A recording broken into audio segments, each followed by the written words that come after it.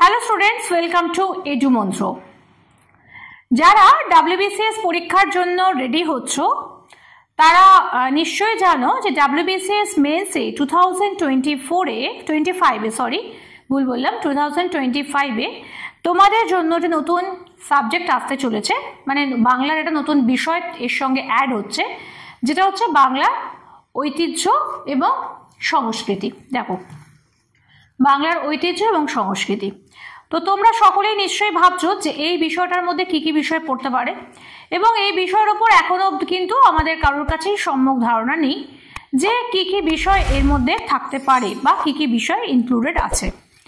তো যেহেতু এ বিষয়ে আমরা এখনো অনেকটাই অন্ধকারে, সেজন্য আমি যেগুলো মোটামুটি বাংলার নিজস্ব সম্পদ, বাংলা যে ঐতিহ্য এবং সংস্কৃতির ক্ষেত্রে যেগুলো বাংলা নিজস্ব, সেগুলোর ওপরে বেশ কিছু ক্লাস করছি, কিছু আলোচনা করছি এই ক্লাসে, যাতে তোমাদের কাছে এগুলো এই সম্পর্কে একটা ধারণা তৈরি হয় এবং পরবর্তী ক্ষেত্রে যখন তোমরা মেন পরীক্ষাটা দিতে যাবে বা পরীক্ষার জন্য প্রিপারেশন নেবে, সেই সময় যাতে তোমাদের এই পড়াটা করতে সুবিধা হয়। কারণ যদি আগে থেকে তোমরা না জানো বিষয়গুলো, তখন কিন্তু এই বিষয়ে যে বিভিন্ন যে ব্যাপারগুলো সেগুলো কিন্তু তোমাদের কাছে খুব একটু কষ্টকর হতে পারে।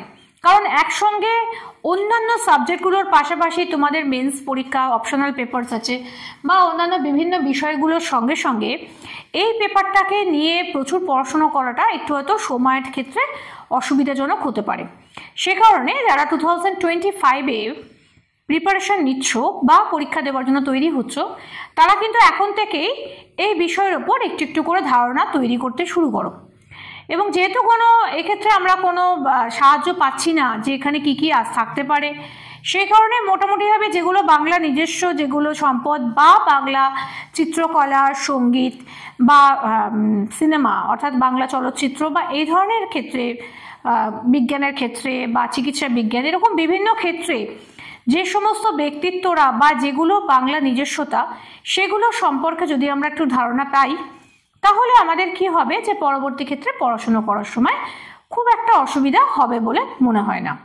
তো আজকে আমাদের যে বিষয়টা সেটা হচ্ছে, দেখো যে বাংলার ঐতিহ্য এবং সংস্কৃতির মধ্যেই বাংলা চিত্রকলা চর্চার ধারায় রামকিঙ্কর বেইজের অবদান। তো যারা মোটামুটি ভাবে একটু খবরাখবর রাখো, তারা তো অবশ্যই রামকিঙ্কর বেইজের নাম তো শুনেছো। রামকিঙ্কর বেইজ ছিলেন একজন বিখ্যাত চিত্রকর এবং ভাস্কর। তো আজকে আমরা যেটা নিয়ে পড়বো সেই শিল্পী এবং ভাস্কর রামকিঙ্কর বেইজ নিয়ে এই ক্লাসে আমরা আলোচনা করব।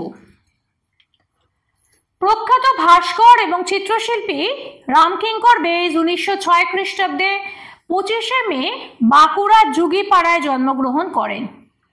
তার পিতা ছিলেন চণ্ডীচরণ বেইজ। দারিদ্র্যের মধ্যে শৈশব অতিবাহিত হলেও শিল্পের প্রতি ছিল রামকিঙ্করের গভীর অনুরাগ। দেবদেবীর ছবি আঁকায়, ছুতোর কামারদের কাজে, পুতুল গড়ায়, পোস্টার লিখনে, থিয়েটারের মঞ্চসজ্জায় তার সহজাত দক্ষতা ছিল। প্রবাসী পত্রিকার সম্পাদক রামানন্দ চট্টোপাধ্যায় তাকে 1925 খ্রিস্টাব্দে শান্তিনিকেতনে নিয়ে আসেন।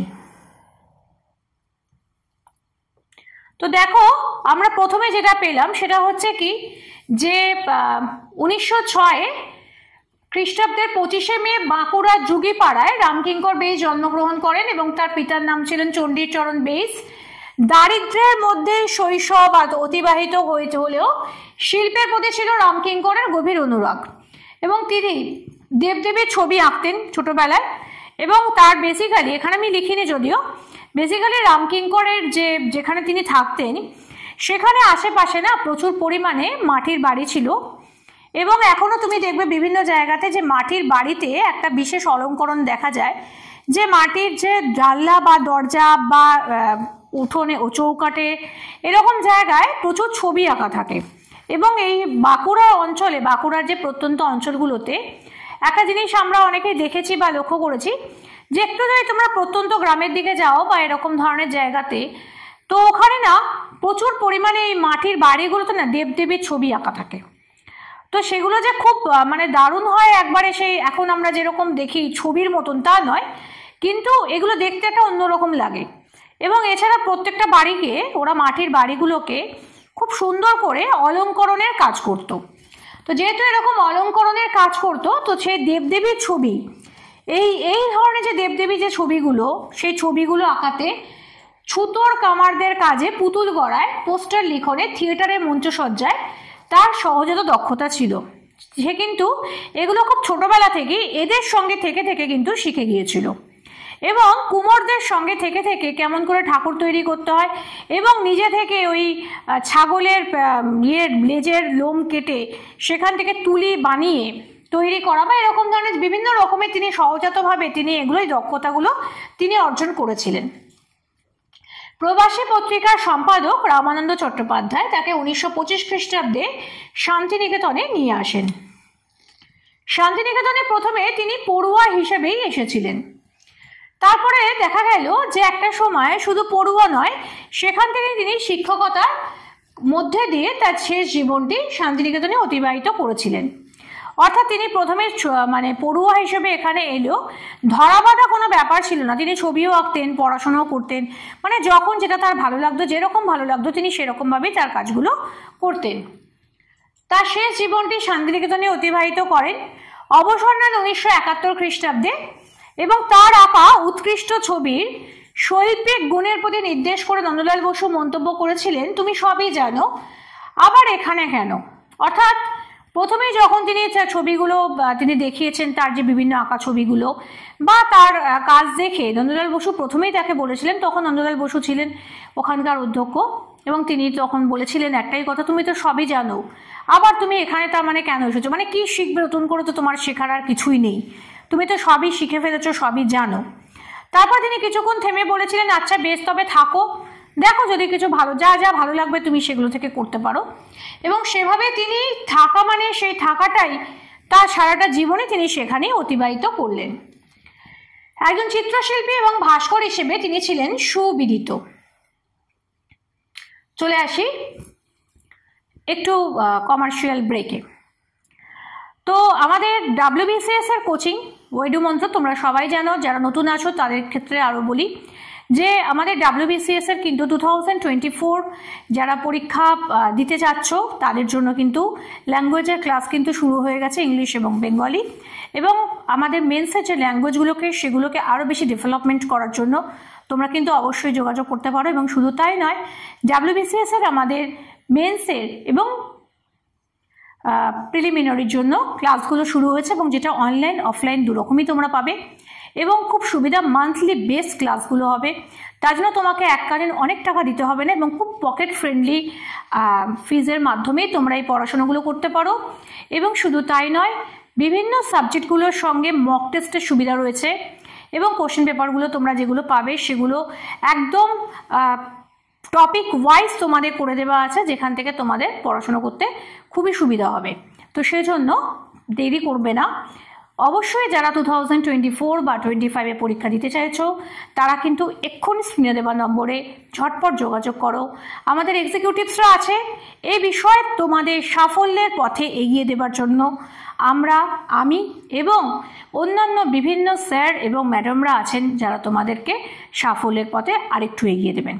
এবং জীবনে সাফল্য পেতে গেলে এডু মন্ত্রের সঙ্গে তোমাদের চলতেই হবে।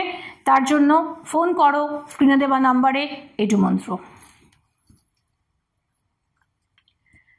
ফিরে আসছি আবার আমাদের পড়াতে।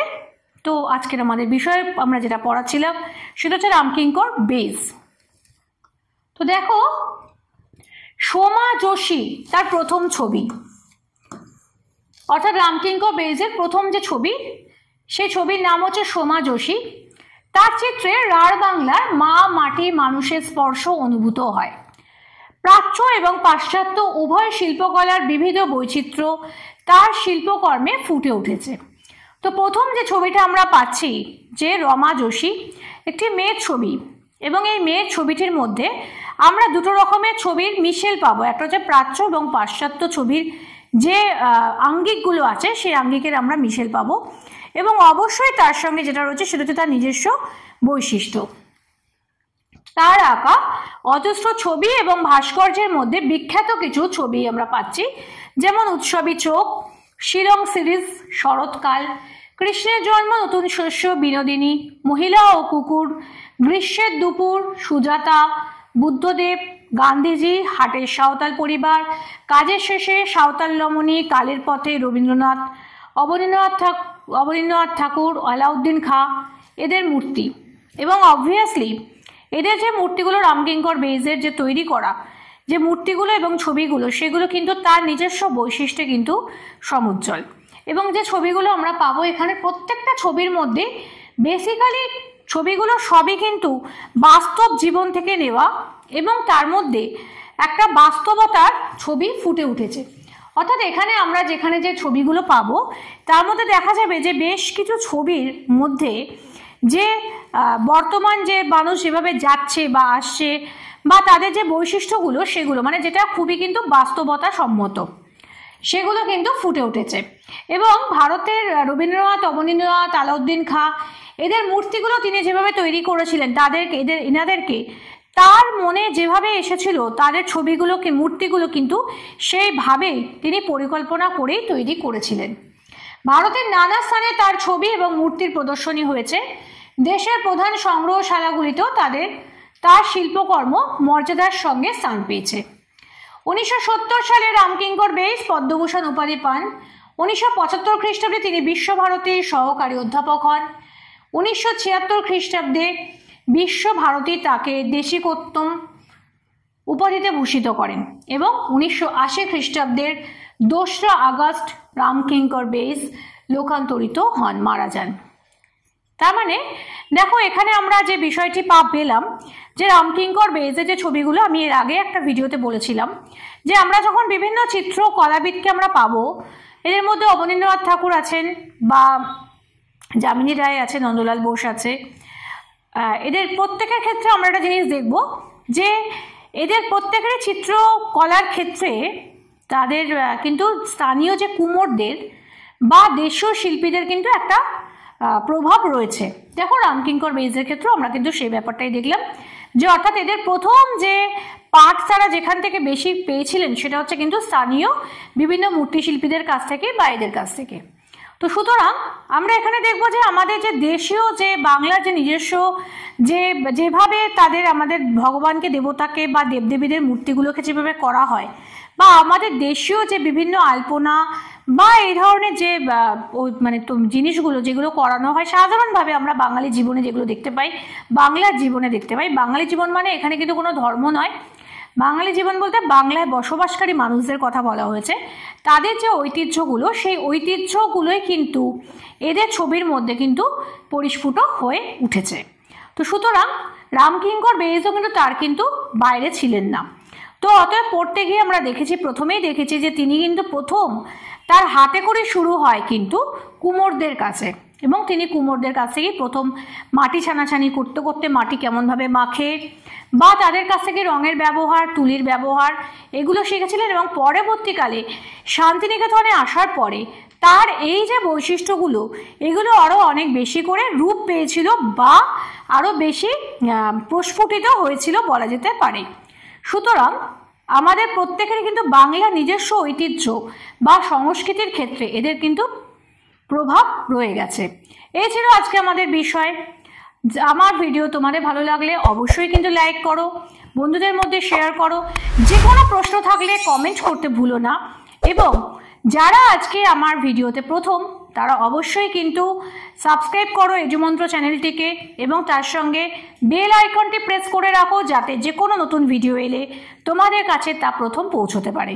এবং আবারও একবার বলে রাখি, যারা বিভিন্ন পরীক্ষা দেবে WBSC শুধু নয়, তার সঙ্গে বিভিন্ন সরকারি চাকরির পরীক্ষার ক্ষেত্রে অবশ্যই আমাদের ভিডিওর মধ্যে স্ক্রিনে যে নাম্বারটি দেওয়া রয়েছে সেখানে সেই নম্বরে ফোন করো। আমাদের এক্সিকিউটিভসরা আছে তোমাদের সাফল্যের পথে এগিয়ে দেওয়ার জন্য। আমরা কিন্তু বদ্ধপরিকর, অবশ্যই সেক্ষেত্রে যোগাযোগ করতে পারো। এবং ফিজও কিন্তু একদম পকেট ফ্রেন্ডলি, তোমাদের কোথাওই কোনো অসুবিধা হবে না। এবং অনলাইন অফলাইন দুরকমই রয়েছে। সেই ক্ষেত্রে তোমাদের যে কোনো প্রান্ত থেকে তোমরা কিন্তু পড়াশুনো করতে পারো। আজকের জন্য এইটুকুনি, ফিরে আসবো খুব শিগগিরই অন্য কোনো ভিডিওতে অন্য কোনো বিষয় নিয়ে।